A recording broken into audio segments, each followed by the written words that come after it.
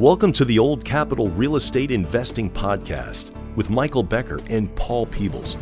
During this program, you will hear interviews with real-life successful investors who will share their stories and provide useful advice on how to acquire, finance, and operate apartment complexes. Now, here they are, Michael Becker and Paul Peebles. Welcome to the Old Capital Real Estate Investing Podcast. I'm your host, Paul Peebles, National Underwriter for Old Capital. And typically joining me would be the great mayor of the state of real estate in Texas, the man himself, Mr. Michael Becker. But unfortunately, Michael's on a due diligence assignment, and so he's unable to join us. But we are pleased to have Ashley Cow with Old Capital in the podcast. Ashley, how are you? Doing great, Paul. How are you? I'm doing great. We certainly do appreciate spending some time with us. We had a great time last week. We'll talk a little bit more about that in the future, about the Old Capital Conference. What a great event. And you've gone to a number of Old Capital conferences in the past. What was your initial feedback? I really loved the venue. It felt very presidential. And I think we had some really good conversations with the lender panel, the broker panel. So I think overall, always a great event.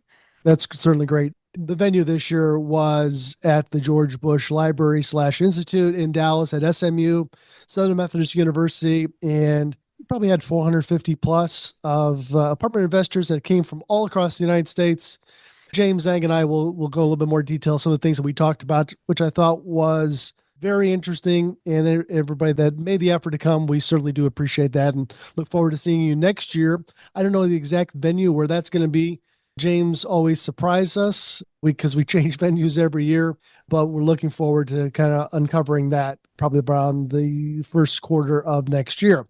So in the podcast today, we have some friends of ours that I want you to listen to their story. We haven't had people on in a little bit to kind of tell their story about how they went from 0 to 1, owning an apartment building, which is not easy in people's minds.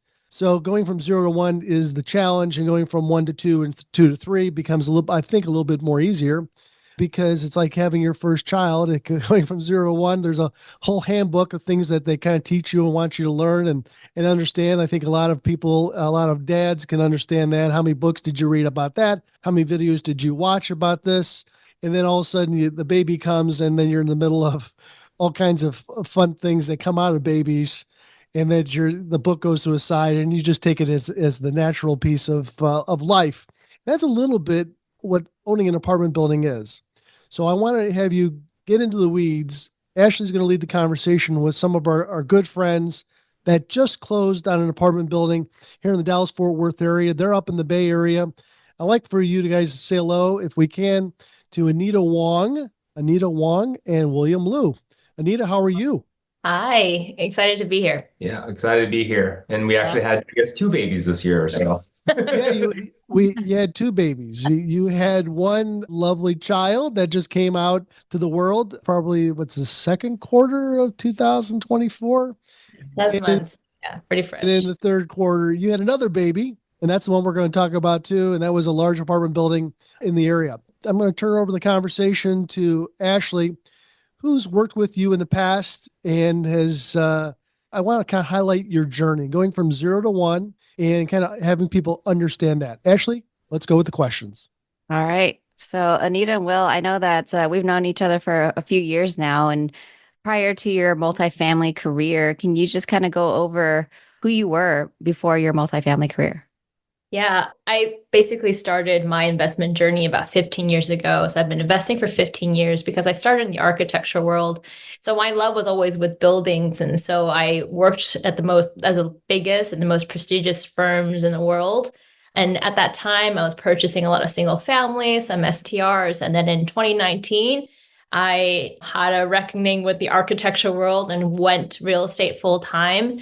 Discovered syndication in roughly 2021 when I was talking with my dear friend Hua Win about syndications and really dove into that space. And like many people, was just kind of sick of handling properties one by one, and it all scattered in different places. So syndication was super enticing for me.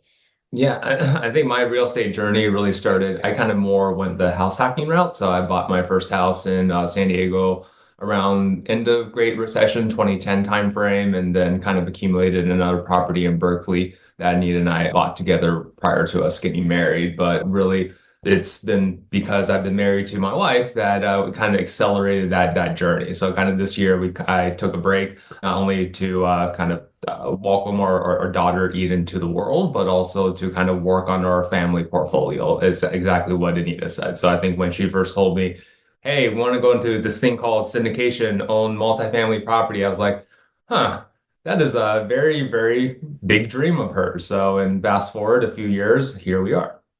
Awesome. And so from having those conversations and I guess getting that syndication seed planted in your head, what did you do next? Like that's a big step from going from single family to raising money and taking down these big deals. So what was that next step to get you closer to that? Yeah, so so when I heard about syndications, I tried to speak to as many people as I possibly could about the space. So I was hitting the best ever conference, which is where I met, Nelson Lin, who is the head of SARE.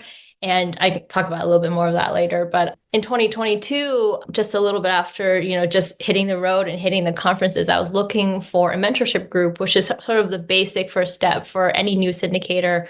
And then in that time too, I was also kind of having an existential crisis because in the world in my city, I was living in San Francisco at the time, there were AAPI hate crimes happening to people that looked like me. So I had this big reckoning about being in real estate and then why I was doing in the first place. I founded SARE Ladies, which is part of SARE, Settled Asian Real Estate, which is a 24,000 member API investor network nationwide. And since then, I have built podcasts of my own. I've in my proud third season and held a number of events like syndication, investor field trips. I've done Women's Summit. And then that's how I met you, Ashley, as kind of part of that journey, but also really important to that is how I met Tony, and which is how I met Paul, right? So Tony Lin, who is now my co-lead GP on this deal, I met because he was a sponsor of my event. And so I remember the first conversation with him was that I was ready to jump into a mentorship group. And he's just like, whoa, whoa, whoa, don't go in there yet. Like, don't spend the money. Just come learn with me for free. And then you tell me if you still want to continue into that mentorship. In June of 2023, I joined his education group called Linfinity. And that really sprung out all of basically my multifamily journey today. Awesome. Okay. And you mentioned, looking at mentorship groups. What made you decide that you wanted to go with Tony's education versus anyone else? Well, besides the fact that it was free. I mean, besides the fact that it was free. Very attractive price point. It was like, I think what really attracted me to Tony was that I think we just had the very similar ethos. He's just, very transparent as a personality and just really was just really in it to teach. I think that Tony's life mission, just as his strength is really is teaching. There were already a few cohorts before me, but my little cohort of, I think, 12 people, it was just really great. Through the time of Linfinity, we talked about the basics of multifamily. So, obviously the purchasing process and things like that. But we also broke down every single deal that went across Tony's desk. So it was like... It was currently happening. It was currently happening. So everything was really live. And so how he would look at a specific deal. And honestly, he called out a lot of the BS, a lot of the marketing BS and the broker BS. I think I appreciate that a lot. And that's something that we absorb in our company, Give Rise Capital, is just really heavy on transparency and also just an earnest heart for learning. Okay. Now that you've taken his course or gotten education from him, what was the turning point or what was the next step after just completing the education? Yeah, when I finished my Linfinity, and we'll join later in February of this year, but after I finished my Linfinity, I sat down with Tony and I said, hey, I don't want to let this thing go cold, I want to make sure that we follow. I have a next point of action because I think that's a lot of things with mentorship groups. Like you just learn the thing and then you drop off, right? I communicated to Tony. I remember we were having lunch and I was like, this is what I have. This is my buy box. And, what can we do to move forward? And then basically everything after that was just a lot of underwriting and then going to Dallas, underwriting, going to Dallas. And we tried to be in Dallas as much as we possibly could. I think that's the key part. And I'll credit Paul for doing this, was kind of doing the nudging to myself and Anita. It's like, even though we live here in the Bay Area, it's like visiting Dallas, getting to know the market. Also, one of the reasons why Anita and I bought a property there as an Airbnb, doing an STR, is to kind of just have some type of initial footprint. So we bought that back in, I think it was like end of September 2022. So that kind of gave us a good reason to also kind of make Dallas our second home. So Awesome. I think the other thing that you mentioned was that in addition to visiting Dallas, you got more immersed into the multifamily space of Dallas. So coming to what we talked about was the Old Capitol Conference. I think that was I think same year was when you bought in Dallas, you attended the conference. So what was your experience attending that conference? I think Old Capitol Conference is one of my favorite, actually. If anything, if I had to choose one conference to choose for the entire year, is probably the Old Capitol Conference. And I think what was great was that, just having a relationship with you guys just helped bridge a lot of the key players that we needed. So, I remember Paul was just like, okay, here's a property manager, here's a broker. And, it was kind of a scramble in the beginning, but now that we've had our second year, it's much more keyed in, it's much more focused. So that's what I really loved about it too. So now that you're in the game, as far as just getting connected to folks, how did you find this deal? Actually, technically, this deal was founded by the one time Will came. I was doing all of the other times. So I'll tell the story. I went through Linfinity February through April. Eden was born in March, so kind of had a little bit of a break.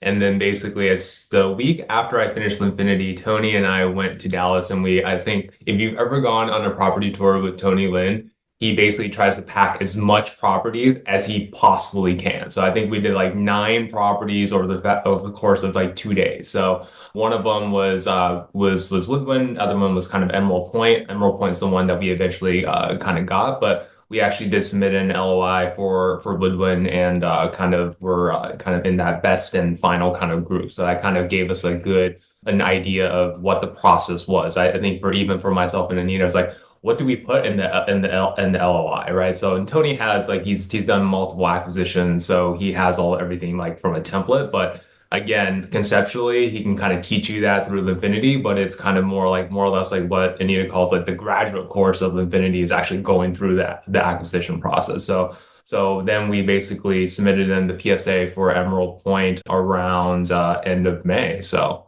for me, it's pretty short. He got the shortened deal. I was been doing this for 3 years. So. Okay, and so once you won the deal, now the work of raising capital came into play. And so was this your first time raising capital, and how was that experience?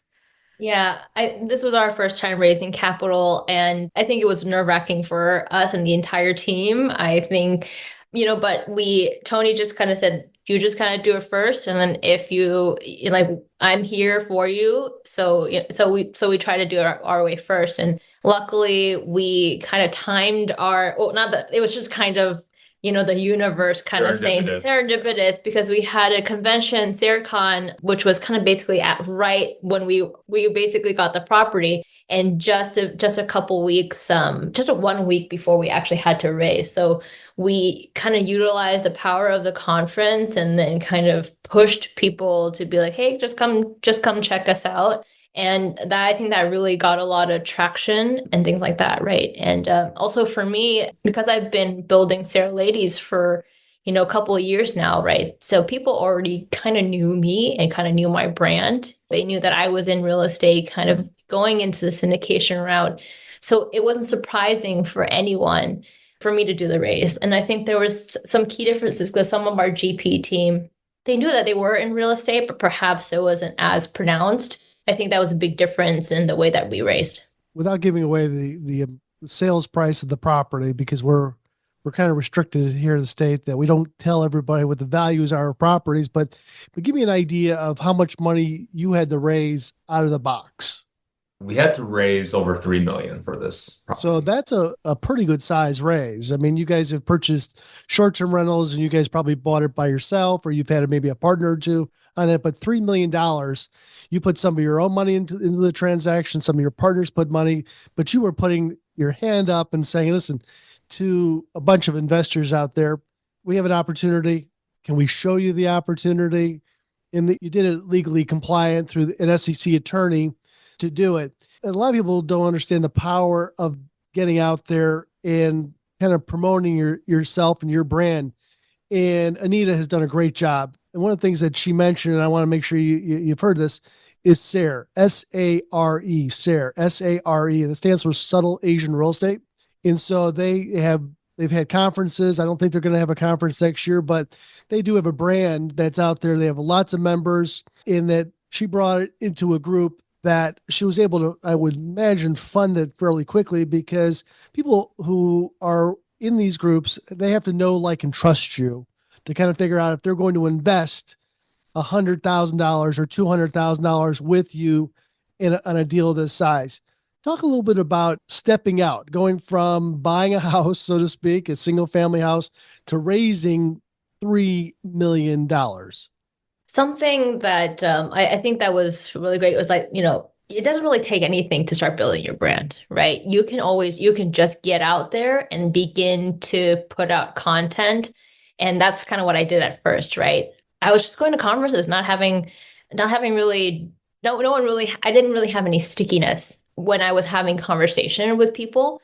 But when I started my podcast, that was when people were starting to light up, right? And then it just kind of fell one person after the other. And I was learning at the same time, building my brand, and then educating myself and finding a space within syndication, right? And so I think that's a really big part of it.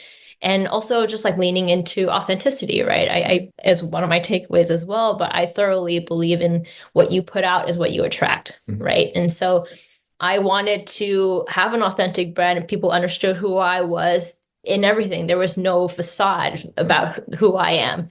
So when I doubled down on building a network for Asian women investors and empowering Asian women investors, people knew that it was true. There was no facade behind it, right?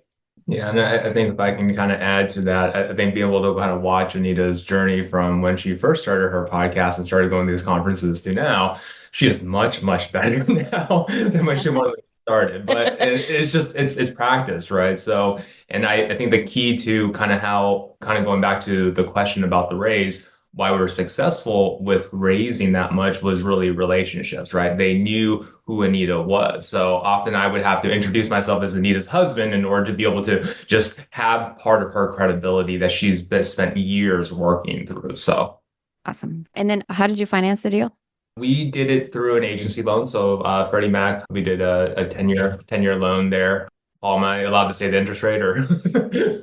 Yeah, I mean, I'll just jump in here. So Ashley and her team over at Old Capital, they did a Freddie Mac small balance loan. The thinking really was that this is their first transaction. We wanted it to be a successful transaction, having a longer runway. Now, they could always sell the property earlier than, say, 10 years, but we wanted to make sure that they maybe had some interest only, a 30-year amortization, having a non-recourse, and trying to lay it out right from the beginning is not an adjustable rate, not a bridge loan, a lot of things that we don't want to do on our first transaction to get our training wheels. So this was what I thought was the right decision to do. And Ashley and her team at Old Capital did a wonderful job putting it together. Tell me a little bit more about the due diligence. I mean, you guys live out in the Bay Area. This property is in the central part of the United States.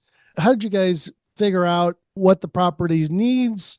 Did you have engineers? Did you have contractors? Did you have people scope the pipes and the plumbing? How are you going to manage the property? Boy, there's a lot of questions involved with that. But talk a little bit about how you got comfortable about buying a property so far away. I think all of the above of what Paul said, right? So I think the key part of it, and I'll start off and I'll kick it over to Anita, is we do have boots on the ground in terms of our partners, right? So Tony's partners, Lynchy and Jack, they also live in Dallas. And so part of it was going onto the property. We had to do all of the different inspections that Paul just kind of mentioned, both internal, external, and we had to do it multiple times because we kind of went through Freddie's new enhanced due diligence, right? So there was a lot of surprises throughout or entire acquisition process, things that weren't actually being done before that we now have to kind of get done now. So yeah, we had to kind of look through the pipes. We had to look through the electrical panels. I think at least 3 or 4 different times we had to make sure like, hey, are these actually the ones that were compliant? We had to kind of run that through all the various lawyers within there, also on Freddie's side of it. What else do you kind of remember, Anita? Oh, well, I mean, I was just thinking a big credit we had. I mean, big credit to Tony and all the relationships that he has built, right? Because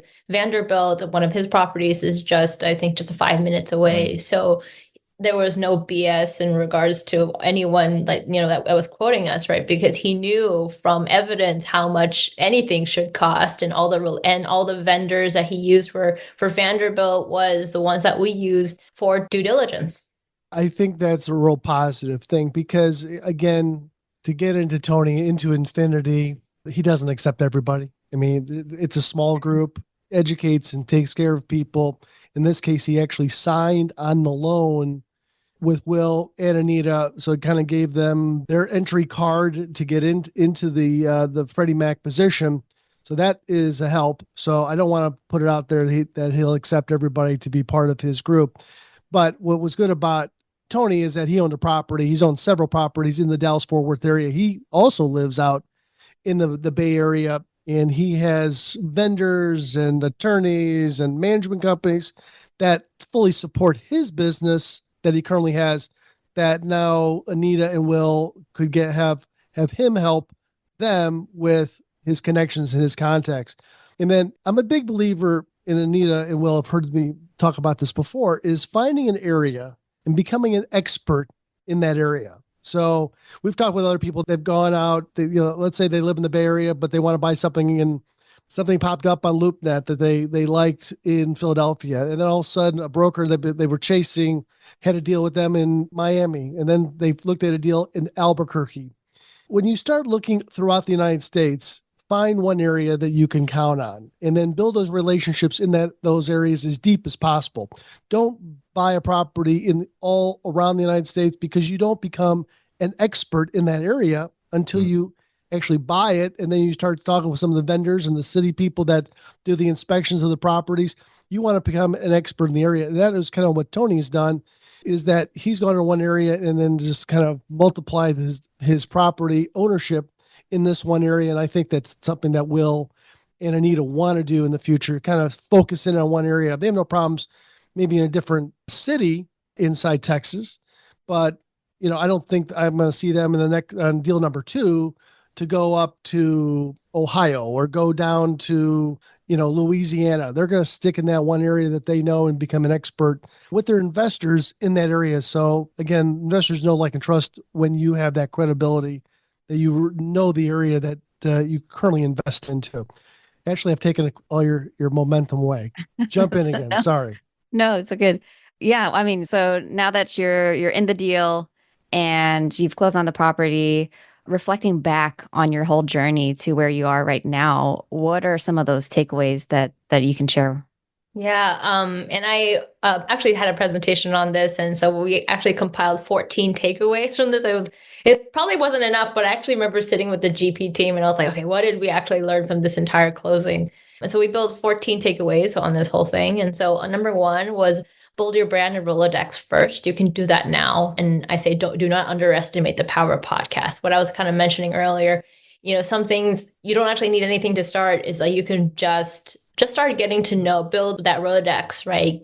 Build a podcast, maybe you're a writer, like maybe write a blog, and whatever it is, just sort of get that started. And that, doesn't take any money to do, really, not much. And you can start to get that first, right? And I say, don't underestimate the power of a podcast, because don't underestimate the desire of people. Like, people want to talk about themselves. Like, that is a thing that I have learned about. When you go network at a conference, you say you have a podcast, do you want to be on my podcast? You instantly have an hour conversation, point blank, right? And then 2 is authenticity matters. So what you give is what you attract, right? And so for me, doubling down on the fact that I am an Asian woman was an incredibly powerful thing, because I think I realized with my co-host Tiffany was that, we can produce a lot of real estate content out there, but there's no content out there for Asian women, period, right? Because I was like, we're never going to be able to compete with people like Bigger Pockets and things like that, who are just, like just this entire encyclopedia of real estate. But how many of them are talking about being an Asian woman in this space? And because of that, I think our investors can see us and can see that we're being authentic, and that was a really big part of even attracting a mentor like Tony Lin. Let's talk about that for 1 second, because I think that's incredibly important, is building your brand within a niche itself. And the one thing that, as people know, I've been banging the table to get more women into commercial real estate, to buy, to market, to sell, to be loan officers in this marketplace. And it goes back to a time where Ashley joined us a number of years ago, and she came out to a National Multifamily Housing Council meeting in Las Vegas, Nevada. There's probably about 10 or 12,000 people there. And she walks in, and what was that like, Ashley? I was I probably one of 3 Asian women in that space. And that was a few years ago. And so I definitely felt like the odd one out, but I also felt like there was an advantage there because I was more memorable than the other. Huge advantage. I mean, obviously, Ashley stands out in a crowd of a bunch of guys that look like me, in that I see that as a huge opportunity. So within the market itself, that's a huge opportunity to market yourself a little bit different. And Anita has taken that opportunity to do her podcast, to build a website, to write articles, but also she presses the flesh out there. She goes to conferences. She gets out from behind her desk at her office and meets other people. And if you're going to get into multifamily and you're going to have to go out and raise money, you've got to be able to leave your comfort and make the 4-hour airplane ride to Los Angeles or Miami or wherever these conferences are at, or get caught on a bus that breaks down from Dallas to San Antonio, like Anita happened. Here she has a baby at the house, and she's traveling to go from one conference to the next.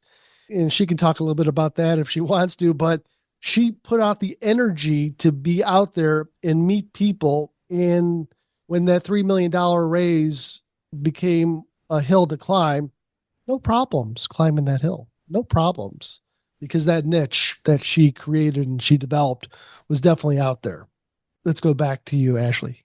I'm going to actually turn it back to Anita to just kind of continue with your takeaways. I think, and one thing I will say is that I've known you for a couple of years now, and I've definitely seen you've been very intentional with everything that you do and very thoughtful with everything you do. And again, just kind of talking about that authenticity piece, it just, it doesn't feel forced or anything like that. And so I really appreciate that. So. Yeah, thank you. I think that's been a really great way for us to show up, and it doesn't take a lot of work, right? I think when these conferences feel like a lot of work is when you're trying to pretend to be someone else. And so I think that was a big part of like, it's no effort, right? I'm just showing you who I am.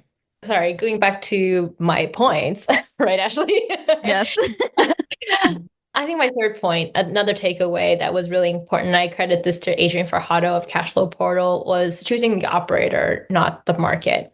Like you said, Paul, right? I mean, I'm a realtor as well, and I kind of have this like, it's like when I have clients, those buyers that are like, I'm interested in, let's just pick I'm interested in 5 different neighborhoods, maybe like, and sometimes like say like Bay Area, but I'm also interested in Los Angeles. When people already give me that answer, we have a term like they're not real buyers. Like they're not actually real buyers. And so the way that I get around that, the analysis paralysis of, which market do I get into, is that you choose a market, you choose the operator, right? And so it is entirely relationship based way there's only way that you get into commercial real estate is through relationships. And so if you have a good operator, the markets will follow. I say Dallas, we didn't choose Dallas. Dallas kind of chose us. And we were just building all of the right relationships because we met Tony, we met Ashley, we met Paul. And so all signs were just pointing to Dallas.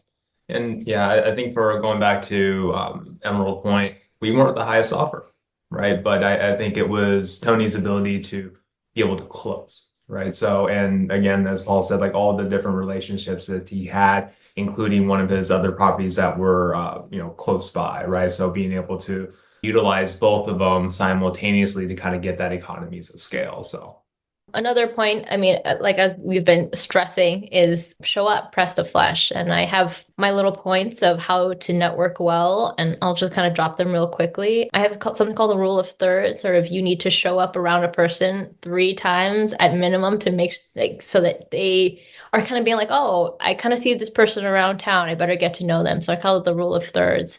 So you don't really have to meet them directly. Just kind of rotate around the people if you're kind of shy, and then kind of work into meeting them. Another rule is that you can only meet 3 to 5 people maximum per full conference day. So make it count, right? Before you go to a conference, do your research. Who do you need to meet? If you had to just choose 3 people during that day, who would those people be, right? Giving something people they can work with. Like, don't just tell them you're an investor. Everyone and their mothers are investors at that conference, right? And so have something sticky, like a podcast, and have a bit of a follow-up so that people can grab and latch onto you, right? Conserve your energy. It's a marathon, not a race. Like, conferences are really like, it's a lot of work. And especially for me, I mean, I consider myself a little bit more in the middle of introvert, extrovert. Will's more of an introvert. It really just sucks the energy out of you, and you really just need to conserve your energy, right? And another one is conferences are not entertainment, right? I think that people assume that going to real estate conference is doing real estate. That is not true, right? If you're not coming back from these conferences and actually applying yourself or meeting the people or following up, it's just entertainment. So yeah, I have anything to add to that? No. I mean, I think the one thing I would kind of add, and kind of taking all these 4 takeaways initially, and something that Anita's done well is just vocalizing to the universe, this is what she wants to do, right? And in my world, coming from 20 years of doing marketing, it's basically just brand awareness. Hey, if someone doesn't know that you exist or that you want something, then how are they able to help you, or how are they able to help be able to kind of make the connections for you there? So kind of going back to that rule of thirds, just keep on showing up, and you don't have to kind of be great at this, especially if you're first starting. You just have to keep on doing it and just, kind of gain that momentum. I think I actually learned this from Will, but it's like if you market something enough, if you just show the ad for enough times, they'll eventually buy the thing, right? Yeah, that's the secret of a marketer. So I think it's the same thing for people. You show up enough, people will just buy your brand, buy you.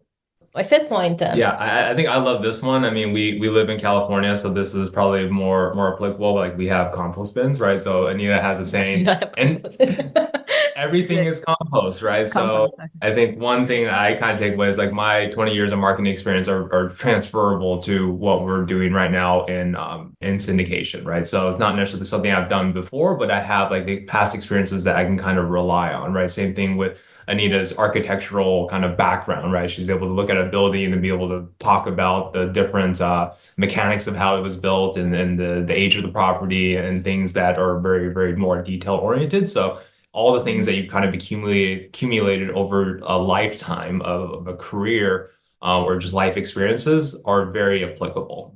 Yeah. Number 6 is lean into people that are hungry. I think that was, a big reason why we love working with Ashley too, because of how I think just like I see the parallels of hard work, and that, we're really motivated to getting things done. And so I think finding other people that are hungry, and do not discount new syndicators, because that is kind of where you kind of find it the most. So that's why we work well. And so that's another takeaway. And then 7, do not underestimate the power of a new Rolodex, and raising, don't take people's no's personally. I think that was something that when people aren't always have the cash when it's ready. And so when your friends or family that you've known like since, a long time are not giving you they're not committing to the project, it's not about you. It's really them. I think our experience with capital raise it is a lot about timing, right? Some people are just not liquid. Like, they could be an accredited investor, they're just not liquid at that time for whatever reason. And it's, again, back to Anita's point, like, don't take it personally, but maybe they'll be primed for the next deal. Mm-hmm. Next point is that you win deals by having the right relationships or having stupid money.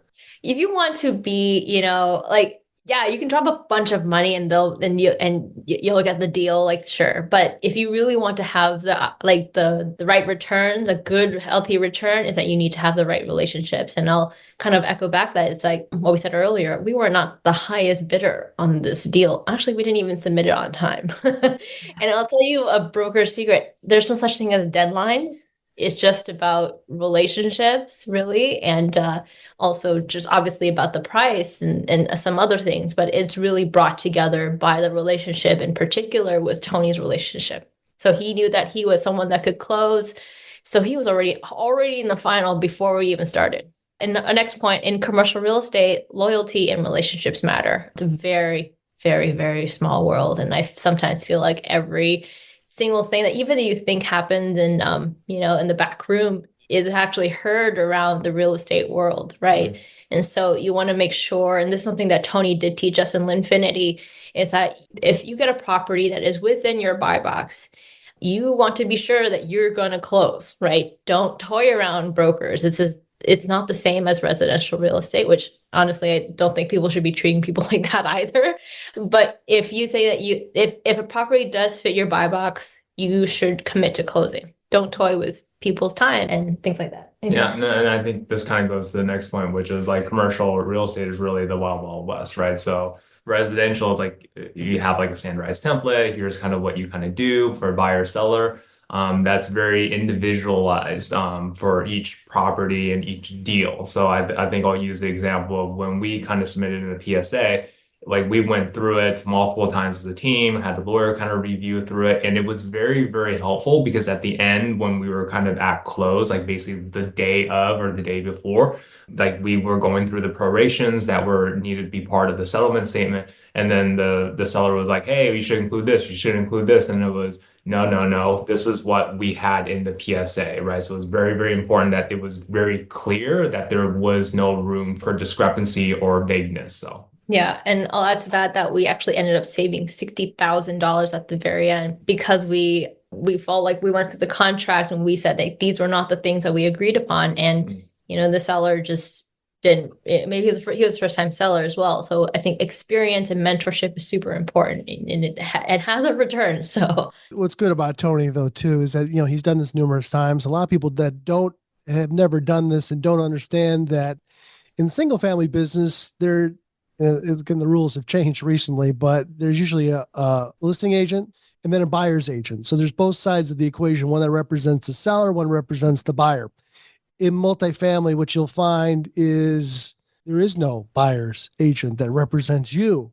So that's the reason why it's so powerful to have education, because just like Tony is holding Anita and Will's hand, is that there's no agent that represents you. So you have to have somebody that's smart enough to understand some of the things that the lenders, the sellers, the title company, everybody that is part of the transaction needs somebody that really understands what the rules of the road are. And I think whether it's Tony or somebody else, if you're going to be on somebody's team or have somebody join you, is that you want to make sure that they have lots of experience and they can kind of guide you through it. Because again, there is no agents that represent you as the buyer. Go ahead, Anita.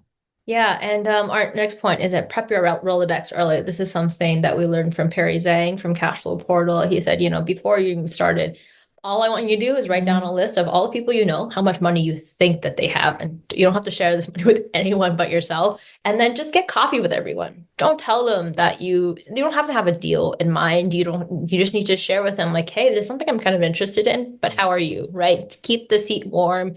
Yeah, and then you kind of get a sense of whether people might be interested. So you're kind of preparing yourself for the race beforehand, but you can prep that Rolodex before you even have a deal.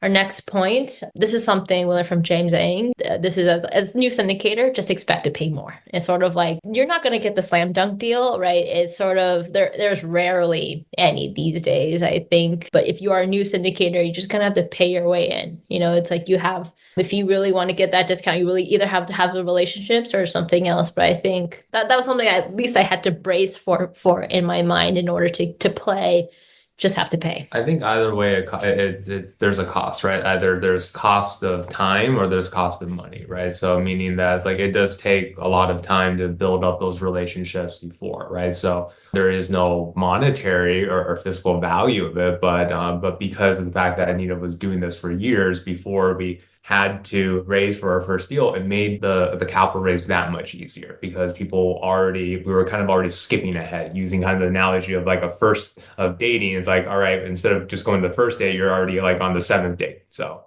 That's great. Well, that professor, he's a smart guy, no doubt about that. We should call him Dr. James Eng next. But did you guys put up hard money at the beginning? Tell me a little bit about some of the hurdles before we go on to the next point. And because I don't really remember, did you guys put hard money up? we did. We had two installments of hard money. I think we ended up putting about 150 initially, and then we had a little bit of a extension that we needed, so we put it up in our 50. So all in all, hard money was about 200. So Got it. Keep going. Two more, I promise. So us two. So if you nitpick, you better have follow through. I think these are one of those like unspoken rules in commercial real estate. It's like if you are there to kind of really like if you're asking a zillion questions of like the syndicator or whatever, you better show follow through. Sort of what I was also saying in the beginning of like those broker relationships. You want to see follow through, right? So I think that was a learning that is kind of an unsaid rule, I think. And the last point, manage your slam dunk deal mentality that I was kind of mentioning earlier. And I think this is what I also talk about a lot of women in my group too, or maybe even like anyone really, is that like they're expecting something. They're expecting the deal that you find on the bigger pocket social media. They're expecting those numbers when they're not really a reality. So get your good enough, like what is your good enough in order to move forward, and like you say in business school, it's just like business rewards participation, right? You just need to get those reps in. And so it may not be a slam dunk now, but don't expect that it's what it is on social media, because it took many, many deals to get that slam dunk deal. And what they're not telling you is like all the ones that sunk in order to get into that deal. So I think this goes back to something that Paul said earlier, was like this Emerald Point was a good sized property for us as first time syndicators, right? So it is a class C. It does kind of more represent itself more like a B minus because it has like the pitched roof and it has other aspects of the B property. But kind of similar to like what Anita said, like it's having that lily pads, like how do you just kind of make incremental steps to eventually get to that eventual dream of whatever it is, having 1,000 units, 2,000 units, right? You don't get there overnight. So Maybe talk a little bit about that on the next step from this lily pad to the next lily pad. So you've gone from 0 to 1. You've given us some great ideas and actionable thoughts about what people should be doing to go from 0 to 1. You guys are about to go from 1 to 2 at some period of time. What are you guys looking for in the next one? Something similar, something larger, something newer? Tell me a little bit about where your buy box is for deal number 2. yeah, I think our buy boxes will be in the 100 and 150 realm. And I think we had a chance to talk to many seasoned investors at the Old Capital Conference. And I feel like the advice has been, don't take your eye off the ball, right? I mean, your job is to not screw this deal up, but it's also, make sure that you're keeping gas on the pedal and keep it, because you're kind of in the prime, you're tested, we've already raised, we understand the market right now. And so keep looking for your next deal. So we need to do both. But yeah. And we actually have this property as a tangible representation that, hey, we closed on our first deal. So I think that was James's advice was, hey, use this, like do property tours, take people to the property. And that's something that Tony does really, really well. Is like any chance he gets to show off Vanderbilt or Ventura, like he does it, right? So and it gives him instant credibility because you're actually standing there at an actual property that he owns. So every time we visit, so we're gonna be back on the 28th. So if anyone wants to come and see the property and see how we do it, and that's we want to also pass it down, right? That's how Tony taught us, because he took us out. And so if you're a new syndicator, if you're wanting to learn, we're going to be around, and come meet us and visit the property, and we'll show you how we learned it. How can people get connected with you guys?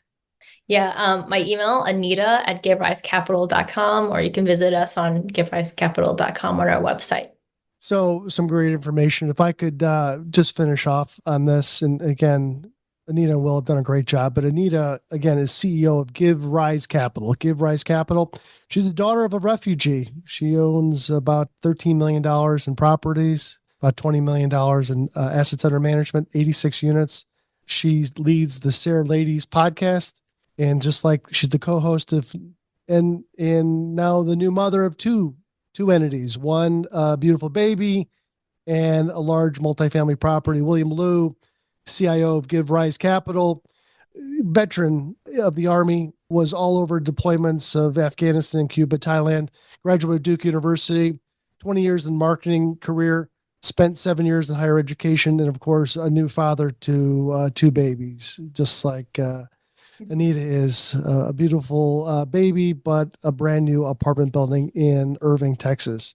Again, Anita, thanks for your time. We appreciate it. Ashley did a great job putting the transaction together. Again, one more time, can you give me the contact information for Give Rise? Again, how people can get a hold of you guys. Yeah, contact me directly, Anita, ANITA, at giverisecapital.com, or you can visit us on our website, giverisecapital.com. Great. Ashley, any final thoughts before we say goodbye?